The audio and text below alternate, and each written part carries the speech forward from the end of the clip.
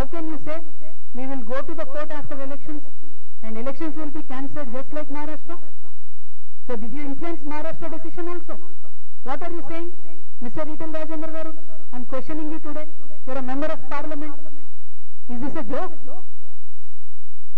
The fight that we are doing on the street for the OBC community of Telangana, does this look like a joke to you? Is this a joke for BJP party? స్పష్టంగా జవాబు ఇవ్వాలి, ఈరోజు answer చేయాలి. మోసం చేసి కాలమెల్ల తీస్తామంటే కాదు. అరే మాట్లాడడానికన్నా నియతి ఉండాలి కదన్నా. గవర్నర్ దగ్గర పెండింగ్ ఉన్న ఆర్డినెన్స్ మాట్లాడరాదా మీకు? ఇక్కడున్న 8 మంది పార్లమెంట్ మెంబర్లు పోయి కాలు పట్టుకోండి మీ మోడీ గారి, అన్న మా తెలంగాణలోకి రిజర్వేషన్ కావాలి ఇవ్వండి అని అడగండి. అది అడగ చేత కాదు, ఉల్టా ఏమంటారు ఎలక్షన్లకు పోకండి అని. ఇప్పుడు బీసీ బిడ్డలు ఎంత కన్ఫ్యూజన్ ఉండాలి? పోవద్దా, పైసలు పెట్టుకోవద్దా, గెలవద్దా, బీసీలకు ఏం రావద్దా? ఇదేనా బీజేపీ వైఖరి? ఎంత అన్యాయం ఇది! జోక్ లాగా ఒక పక్క కాంగ్రెస్ పార్టీ ఏమో ఇచ్చిన రిజర్వేషన్లలో, మీకు ఇక్కడ ఎగ్జాంపుల్స్ నేను చదివి వినిపిస్తా, దయచేసి కొంచెం టైం పట్టిన ప్రెస్ మిత్రులు ఓపికగా వినాలని కోరుతున్నా. కామారెడ్డి జిల్లా నసరులాబాద్ మండలంలో అంకోల్ గ్రామ పంచాయతీ ఎస్టీకి రిజర్వేషన్ ఎస్టీకి వచ్చింది. ఆ ఊర్లో మొత్తం ఉన్నది 784 మంది. ఒక్కడంటే ఒక్క ఎస్టీ ఓటర్ లేడు ఆ ఊర్లో. రిజర్వేషన్ ఎస్టీకి వచ్చింది. ఇది ఏంది ఇది అంటే ఎంత సాంకేతిక పరంగా అసలు ఇదేమన్నా పనికొచ్చే రిజర్వేషన్ ఏనా? అట్లనే పెద్దకొడపల్ మండలం దావన్ తండ ఈ పంచాయతీని ఎస్సీలకు రిజర్వేషన్ చేశారు. అక్కడ ఒక్కరంటే ఒక్క ఎస్సీ ఓటర్ లేదు. ఎక్కడికి వెళ్ళొచ్చి పోటీ చేయాలి ఎస్సీలు? మరి పోటీ చేస్తే ఆ గ్రామంలో ప్రజలకు ఏం న్యాయం జరుగుతుంది? మాచారెడ్డి మండలం వడ్డెరగూడెం తండ, మొత్తం ఊరంతా వడ్డెరలో ఉంటారు, అంటే బీసీలు ఉంటారు. అక్కడ సర్పంచ్ పదవి ఎస్టీకి వచ్చింది. మరి ఎక్కడి నుంచి ఎస్టీ వచ్చి అక్కడ పోటీ చేయాలి? ఎట్లా గెలవాలి? నాగర్ కర్నూలు జిల్లా, ఇదైతే మరీ దారుణం. నాగర్ కర్నూలు జిల్లా అమరాబాద్ మండలం కుమ్మరోన్పల్లిలో ఇదివరకు కూడా సర్పంచ్ సీటు ఎస్టీకి రిజర్వ్ అయింది. అయితే గ్రామంలో ఎవరు ఎస్టీలు లేకపోవడంతో అసలు ఆ గ్రామంలో ఇదివరకు కూడా సర్పంచ్ ఎన్నికలు జరగలేదు. ఇక ఎంత ఘోరం ఉన్నాయి మన ప్రభుత్వాలు అంటే, ఇదివరకే ఎన్నికలు జరగని ఆ గ్రామంలో మళ్ళీ ఇప్పుడు ఎస్టీకే రిజర్వేషన్ వచ్చింది. మళ్ళీ ఎట్లా జరుగుతుంది ఎన్నిక? అంటే ఆ ఊరు పోయినసారి ఎన్నికలు జరగలేదు, ఇప్పుడైనా రిజర్వేషన్ మార్చాలి కదా, సరి చేసుకోవాలి కదా. అక్కడ కూడా జరగలేదు. ఇక నల్లగొండ జిల్లా చింతపల్లి మండలం తక్కలపల్లిలో ఎస్టీ ఓట్లు 2 ఉన్నాయి. అక్కడ ఎంపీటీసీ స్థానాన్ని ఎస్టీకి ఇచ్చారు, ఇంకో 2 వార్డులను కూడా ఎస్టీకి ఇచ్చారు. ఇద్దరే ఉన్నారు, 3 ఎస్టీ రిజర్వేషన్లు ఇచ్చారు. అంటే ఇది ఏం కుట్ర, ఇదేం పద్ధతి? ఇందుకోసమే మేమేం అడిగినామంటే, మీరు గ్రామ పంచాయతీల వారీగా డీటెయిల్స్ పెట్టండి, జనాభా వివరాలు ఇవ్వండి. ఇస్తే అక్కడ జనాభా ఎవరు ఎక్కువ ఉంటే అక్కడ వాళ్ళకు ఓసీ లేకుంటే ఓసీలోకి వస్తుంది, ఎస్సీ లేకుంటే ఎస్సీలోకి వస్తుంది, బీసీ లేకుంటే బీసీలోకి వస్తుంది. అన్న పెద్ద విషయం ఏముంది? ఇంత సింపుల్ ఇష్యూని కాంప్లికేట్ చేసి ప్రజల్ని మోసం చేసి ద్రోహం చేసి ఏం బాగుంటాయి ఈ 2 పార్టీలు, ఈ 2 జాతీయ పార్టీలు చేస్తున్నటువంటి విధానాలు ఏంది? దయచేసి ఒకసారి తెలంగాణ ప్రజలు ఆలోచించాలని నేను కోరుతా ఉన్నా. ఇంత పెద్ద లిస్ట్ ఉంది, 3 పేజీల లిస్ట్ ఉంది, ఎగ్జాంపుల్స్ తో సహా ఒక్కొక్క గ్రామ పంచాయతీలో ఎంత దారుణంగా ఉంది. అసలు బీసీలు లేని దగ్గర బీసీ రిజర్వేషన్ ఇచ్చారు, అసలు ఓసీలు లేని దగ్గర ఓసీ రిజర్వేషన్ ఇచ్చిండు. ఇందుకోసమే మేము అడిగేది పారదర్శకంగా ఉండాలి, డేటా బయట పెట్టాలి.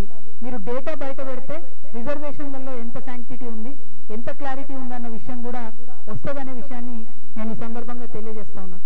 At the same time Revanth Reddy గారు నేను సూటిగా ప్రశ్నిస్తున్నా. చాలా గొప్పగా 30 ఏళ్ల ఉద్యమాన్ని నేను ఒక కంక్లూజన్ కి తీసుకొచ్చిన, ఎస్సీ వర్గీకరణ చేసిన అని చాలా పెద్ద ఎత్తున అసెంబ్లీలో స్పీచ్ ఇచ్చి మందకృష్ణ మాదిగ గారిని పిలుచుకున్నారు, శాల్వాలు కప్పింది, సన్మానం చేసిండ్రు. అందరం కూడా అనుకున్నాం మరి వర్గీకరణ సమస్య ఎండ్ అయిపోయింది, మంచిగా జరిగిందని. వర్గీకరణ సమస్య ఎండ్ చేసినామన్నారు, షమీమ్ అఖ్తర్ కమిషన్ వేసిండ్రు, అసెంబ్లీలో బిల్లు పెట్టిండ్రు, వర్గీకరణ చేసినామని చెప్పారు. మరి చేసినటువంటి వర్గీకరణ ఈ రిజర్వేషన్లలో రిఫ్లెక్ట్ కావాలన్నా వద్దా? ఎస్సీ అని ఇచ్చేసిండ్రు. అంటే ఎస్సీలో మాదిగలకు ఎన్ని ఇస్తారు, మాలలకు ఎన్ని ఇస్తారు, ఉపకులాలకు ఎన్ని ఇస్తారు? అసలు వర్గీకరణ ఉద్యమం 30 ఏళ్ళు కొట్లాడింది ఎందుకు? అంతమంది బిడ్డలు ఆ వర్గీకరణ ఉద్యమం కోసం చనిపోయిన మాదిగ బిడ్డలేంది? వాళ్ళ త్యాగాలకు అర్థమేమన్నా ఉందా? మీరు పెట్టిండ్రు బిల్లు, పాస్ చేసిన అసెంబ్లీలో, మరి అది రిఫ్లెక్ట్ కావాలి కదా ఇప్పుడు గ్రామ పంచాయతీ ఎన్నికలల్లా. ఎందుకైతే లేదు? అట్లా కానప్పుడు మీరు బిల్లు పాస్ చేసి ఏం లాభం? బిల్లు పాస్ కానటువంటి బీసీ దానికేమో మీరు రిజర్వేషన్ ఇస్తున్నామని మోసం చేస్తారు. ఆల్రెడీ బిల్లు పాస్ అయిన ఎస్సీ వర్గీకరణ ఏమో అసలు ఎస్టీ మీ రిజర్వేషన్ జాబితాలలో ఎక్కడ ఉండనే ఉండదు.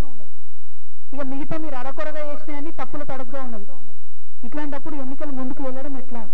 న్యాయం జరుగుతుందా? ఈ విషయాన్ని దయచేసి ప్రజలు గమనించాలి. మేము తెలంగాణ జాగృతిని ఒకటే డిమాండ్ చేస్తాం, ఇప్పటికి కూడా ఒకటే డిమాండ్ చేస్తున్నాం. మీరు గ్రామ పంచాయతీల వారీగా మీరు చేసిన కులగన్ను బయట పెట్టండి. పెడితే ఆ రిజర్వేషన్లు ఇవి కంపేర్ చేద్దాం, తెలిసిపోతుంది ఏం జరుగుతుంది అన్నది. దాన్ని బట్టి నెక్స్ట్ అంశం కూడా ముందుకు తీసుకెళ్లొచ్చు. ఇవాళ భారతీయ జనతా పార్టీ మీద అత్యధికంగా బాధ్యత ఉన్నది. మీరు బీసీ బిల్లు పాస్ చేస్తారా చేయరా? ఎస్ నో చెప్పండి అంతే.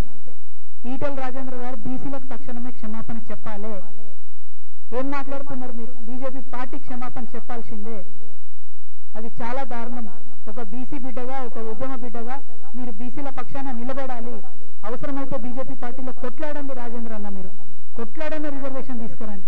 అంతేగాని మీరు బీసీలోనే కన్ఫ్యూజ్ చేసేటట్టు పోటీ చేయకండి, డబ్బులు వేస్ట్ చేసుకోకండి అంటే ఇది కరెక్ట్ కాదు. ఒక ఎంపీగా ఉన్నారు, మీరు గెలిచి, మీరు ఒక ఫైటర్. అనేకమైన విషయాలకు మీరు అగెన్స్ట్ గా నిలబడి కొట్లాడింది. మీ మీద ఉన్నటువంటి గౌరవాన్ని దయచేసి తగ్గించుకోవద్దని చెప్పి ఈ సందర్భంగా నేను భారతీయ జనతా పార్టీని కోరుతూ, మరి ఈటెల రాజేంద్ర క్లారిఫికేషన్ ఇవ్వాలి. ప్రభుత్వం ఎస్సీ వర్గీకరణ విషయం మీద స్పష్టత ఇవ్వాలి. తప్పుల తడకగా ఉన్నటువంటి రిజర్వేషన్ల గురించి మాట్లాడాలి. అదేవిధంగా తెలంగాణ వాదులు, తెలంగాణ ఆడబిడ్డలు అందరూ కూడా వచ్చే సంవత్సరం మనం ఈ ప్రభుత్వం చేసినటువంటి రికార్డుని 10 రికార్డుతో బద్దలు కొట్టడానికి ఆడబిడ్డలు, తెలంగాణ జాగృతి నాయకులందరూ కూడా సమాయత్తం కావాలని చెప్పి మీ అందరినీ కూడా కోరుతూ నేను సెలవు తీసుకుంటున్నాను. Thank you. జై తెలంగాణ, జై జాగృతి, జై తెలంగాణ.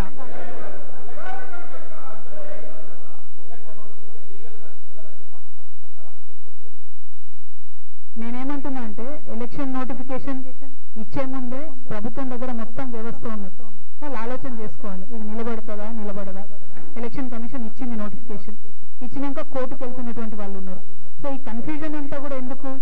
ప్రభుత్వానికి చిత్తశుద్ధి లేదు కాబట్టి, బీసీలకు రిజర్వేషన్ ఇచ్చే ఆలోచన కాంగ్రెస్ పార్టీకి లేదు కాబట్టి ఈ కన్ఫ్యూజన్ క్రియేట్ చేస్తున్నారు. మీకు నిజంగా క్లారిటీ ఉంటే ఇన్ని రోజులు ఆగింది, ఇంకో 2 నెలలు ఆగండి, ఇంకో 3 నెలలు ఆగండి. బీజేపీ ప్రభుత్వం మీద ఒత్తిడి తీసుకురండి. క్లియర్ గా ఆర్డినెన్స్ నో లేకపోతే రాష్ట్రపతి దగ్గర ఉన్నదో పాస్ చేపియండి. చేపించిన తర్వాత మీరు ముందుకు వెళ్ళొచ్చు కదా. ఇప్పుడు అర్జెంట్ గా ఎలక్షన్ పెట్టి ఇంత కన్ఫ్యూజన్ చేసేందుకు అంటే ఈ రిజర్వేషన్ ఇచ్చిన పట్టిక మొత్తం కూడా డెఫినెట్ గా ఇందులో కాంగ్రెస్ పార్టీ కుట్ర ఉన్నది. వాళ్ళకి ఎక్కడ అడ్వాంటేజ్ ఉంటే, ఏ కమ్యూనిటీకి ఇస్తే బెనిఫిట్ అనుకుంటే వాళ్ళు అట్లా ఇచ్చుకున్నారు. ఎందుకంటే మీ మాట ఈ విమర్శ ఎందుకు చేస్తున్నాం? ఎందుకంటే మీరు డేటా బయటికి వెళ్ళలేదు కాబట్టి చేస్తా ఉన్నాం. డేటా మీరు బయట పెట్టుంటే మిమ్మల్ని అనే అవకాశం మాకుండదు, ప్రజలకు ఉండదు, ఎవరికి ఉండదు. ఆ పారదర్శకత ఉండాలని చెప్పి మేము డిమాండ్ చేస్తా ఉన్నాం.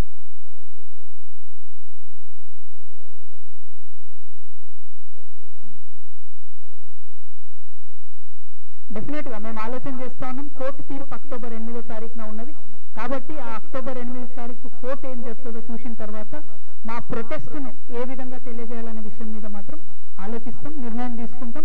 ఊరుకోము, చూస్తూ ఊరుకోము. బీసీ బిడ్డలకు అన్యాయం జరుగుతుంటే 8వ రోజు కోర్టు తీర్పున తర్వాత మా ఉద్యమ కార్యాచరణ ఏందన్నది రాష్ట్రంలో ఉండే ఇతర బీసీ సంఘాలందరితో కూడా మాట్లాడిన తర్వాత ప్రకటన చేస్తాం.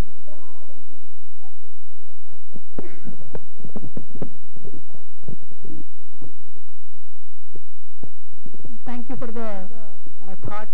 బాగా నా గురించి ఆలోచన చేసినందుకు మా నిజామాబాద్ ఎంపీ గారికి, నిజామాబాద్ ఓటర్గా ధన్యవాదాలు తెలియజేస్తాను. అంతేనా? లేదండి, ఇంకా నిర్ణయం తీసుకోవాలి. అసలు ఎన్నికలు వస్తాయో రావో తెలియదు కదా.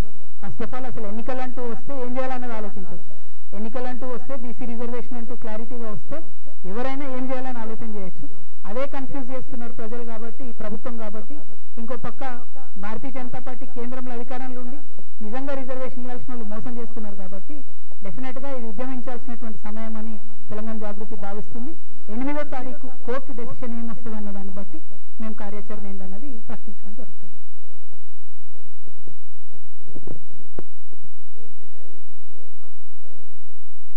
అది అన్ఫార్చునేట్లీ వచ్చిన ఒక ఎన్నిక. దానిలో గెలుపు ఓటముల ద్వారా రాష్ట్ర ప్రజలకు ఏం ఫరక్ పడుతుందన్నది నాకు తెలియదు. ఫస్ట్ ఆఫ్ ఆల్ మా మెయిన్ ఫోకస్ ఏంటి అంటే బీసీ రిజర్వేషన్ లోకల్ బాడీస్ లో ఖచ్చితంగా బీసీలకు రిజర్వేషన్ రావాలని. ఇవాళ ఇక్కడ రిజర్వేషన్ వస్తే ఇంకా 3 నుంచి 4 సంవత్సరాలు ఉంది జనరల్ ఎలక్షన్స్ కి. అంత లోపల చట్టసభల్లో బీసీలకు రిజర్వేషన్ సాధించుకోవాలనేటటువంటి అంశాల మీద మేము పోరాటం చేయదలుచుకున్నాం కాబట్టి దాని మీద ఎక్కువ దృష్టి పెడతాం.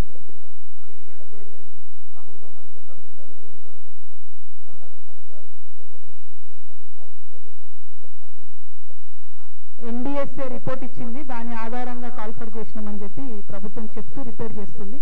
ఇదే మాట తెలంగాణ వాదులందరం కూడా 2 ఏళ్ల నుంచి చెప్తున్నాం. ఈ 2 సంవత్సరాలలో మినిమం ప్రతి సీజన్లో 8 లక్షల ఎకరాలని ప్రభుత్వం ఎండబెట్టింది. ఆ ఉసురు ఉట్టిగా పోదు. ఇప్పటికి కూడా రైతులకు సరిగా యూరియా ఇవ్వకుండా, నీళ్లు ఇవ్వకుండా రాచి రంపాన పెడుతుంది కాంగ్రెస్ ప్రభుత్వం. ఇప్పటికన్నా జ్ఞానోదయం అయ్యి మరి మొత్తంగా కాళేశ్వరం అనేటటువంటిది అది ప్రజల ఆస్తి, దాన్ని వాడుకోవాలని నిర్ణయం చేసుకున్నారు. దాన్ని రిపేర్ చేయాలని నిర్ణయం చేసుకోవడం అన్నది మంచిగా రిపేర్ చేయాలి. దీనిలో పాలిటిక్స్ చేయొద్దు, రాజకీయ విమర్శలు చేయకుండా రైతులకు న్యాయం జరిగే విధంగా ప్రభుత్వం చర్యలు తీసుకోవాలని కోరుకుంటున్నాం. అది తెలియదు నాకు, టెక్నికల్ డీటెయిల్స్ మాట్లాడాలి. ఎందుకంటే ఇదివరకు ఎల్ఎన్టీ సంస్థ మా టైం పీరియడ్ అయిపోయింది, ఉచితంగా రిపేర్ చేసేది అని చెప్పినట్టుగా నాకు గుర్తుంది. But I have to look in to it in to detail. Thank you.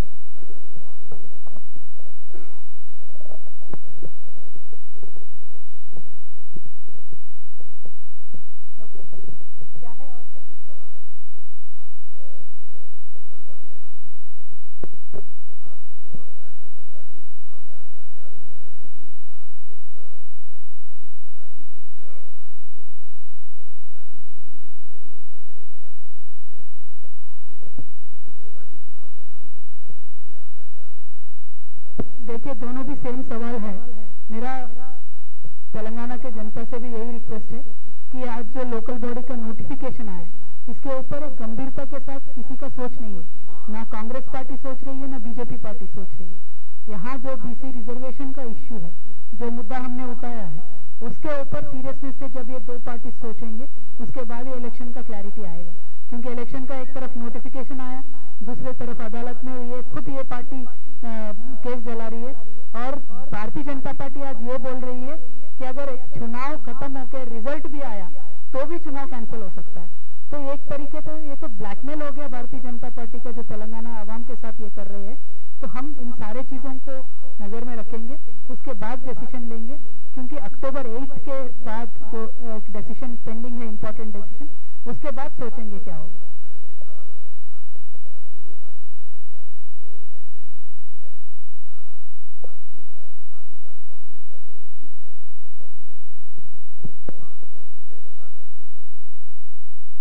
BRS से मेरा कोई लेना देना नहीं है भाई. तो बीआरएस पार्टी पॉलिटिकल पार्टी है, वो अपना प्रोग्राम कर रहे हैं, करने दो, अच्छी बात है. अपने तरीके से लोग उठाते हैं ना. तो बीआरएस पार्टी का जो तरीका है वो लीड कर रहे हैं. और मैं ये चाहती हूँ बीआरएस पार्टी बीसी इश्यू को भी बहुत सीरियसली उठाए. अगर वो बीसी इश्यू सीरियसली उठाएंगे तो अच्छा रहेगा, आवाम के लिए फायदा भी होगा. तो बस उनकी मर्जी है. कांग्रेस के खिलाफ अभी काम कर रहे हैं. इतने ही सीरियसनेस से बीसी के मुद्दे के ऊपर भी काम करना चाहिए. Thank you. जय तेलंगाना, जय जागृति.